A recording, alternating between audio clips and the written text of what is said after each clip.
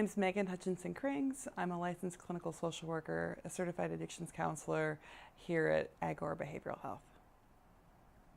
I specialize in treating clients with addiction and anxiety issues.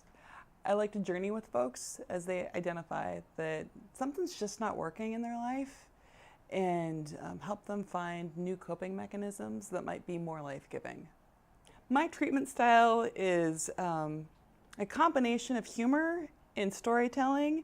I use traditional techniques like dialectical behavioral therapy or Gottman family therapy methods and motivational interviewing.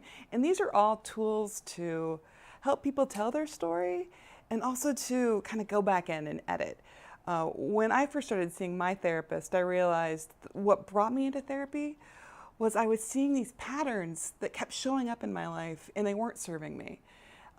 And so when I work with people, part of my job is to help them identify those same patterns and how they aren't serving them. Because sometimes you need somebody else to come in and go, that doesn't look like it's working for you, does it? And so we can kind of dig into that. I had a client a couple years ago come into my office and say, I would rather jump out of a plane than talk to you.